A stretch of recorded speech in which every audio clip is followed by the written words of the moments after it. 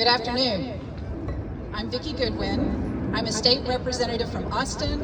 I'm a Democrat, and I have voted against every anti-choice, anti-abortion bill that has come to the House floor. This session was particularly difficult, and SB 8 was particularly egregious. You all are here because you know how bad this bill is and how harmful the repercussions. Never before have the Republicans passed a law giving anyone, inside or outside of Texas, the right to sue a helper and gain a bounty for it. $10,000.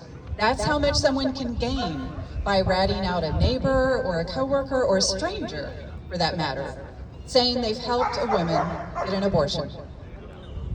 Women have abortions for as many reasons as there are women who get them. In some cases, the woman was raped, and maybe even by a member of her family.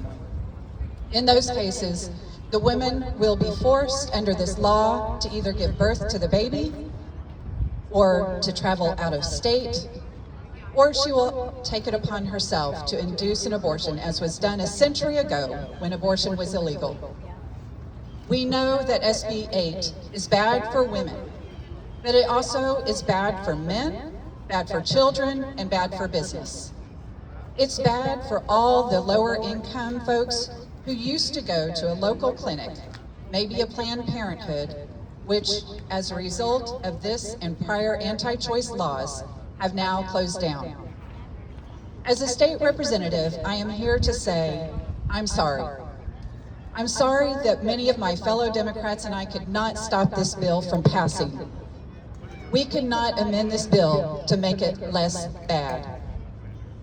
When I think of this bill and the day that it passed, I recall the smug expressions of the faces of the Republican women who authored the bill and stood at the front of the House floor as it was being debated and passed. I suppose they themselves have never been in an untenable situation where they've needed the health care provided by Planned Parenthood or where they've needed an abortion. That's great. But what is so unconscionable is that they can't see the women who do need this health care. They put their judgment glasses on and can't see past their nose, because women who need this care are all around them, maybe even in their own family tree. But they are so dedicated to this one issue. My fellow Democrats and I are dedicated to supporting women, no matter their circumstances. We want women to know they are loved and not judged harshly when they find themselves in a situation of needing the services of Planned Parenthood. Undoing this law may be the work of the courts. If a court upholds this vigilante law, it is a tainted court. But whether or not a court upholds this law, it has already done damage. Clinics have been closing down these past several years, and this law will continue that trend. So what can we do? You are probably looking to me and others for answers. You may hope I'm going to say we will undo this law the next legislative session. And I wish it would be that easy. It will take a change of leadership in Texas. That's right.